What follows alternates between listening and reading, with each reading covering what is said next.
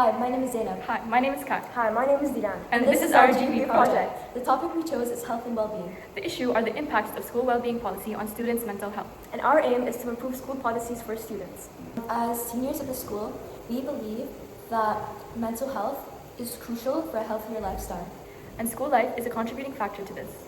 This is why we believe that school policies here at Beacon House should be catered in a way that is mindful of students' comfort. First, I have conducted research on statistics and health concerns of students from around the world. Firstly, I gathered information from the World Health Organization, and according to them, approximately 1 in 7 adolescents from ages 10 to 19 experience a mental disorder with anxiety, depression, and other behavioral issues among the leading causes of illness and disability. Second, I gathered information from the National Library of Medicine, and according to them, female students often report higher levels of stress and anxiety compared to male students, with reports suggesting 47% of female students experience high emotional stress. Then I conducted research on statistics and health concerns of students in the UAE for a local or national perspective. And approximately 23% of school children in the UAE experience mental health challenges, including anxiety, depression, and behavioral issues. Risk factors include academic pressure, bullying, and low self-esteem.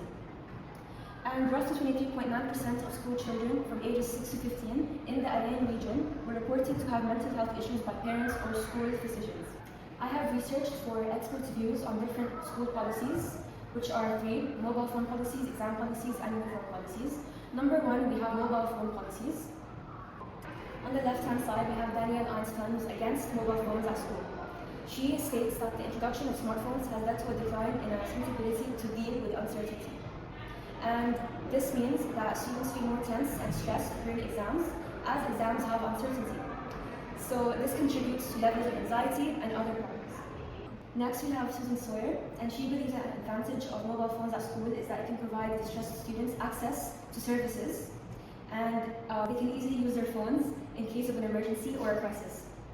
Furthermore, students may find it better or easier to text or message qualified specialists at school rather than going up to them in person because they may not always be available.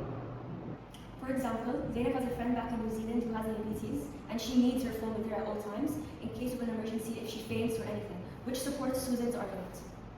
Next, I looked at experts' views on exams.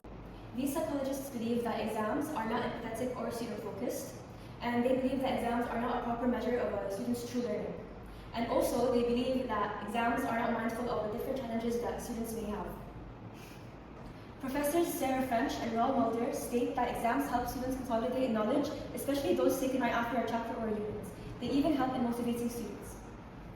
Lastly, I looked into experts' views on uniform policies. Over here we have Surafi, who's against uniforms. She believes that although school uniform is a symbol of school identity, she believes that uniform policies can often damage or harm relationships between students and teachers. In case, for example, if a student is not following the proper school uniform policies, they can get penalized, which can harm them. Next, we have Peter Wilson, who is for school uniforms. And he believes that uniforms can create a sense of equality among children and reduces the risk of students comparing themselves with one another.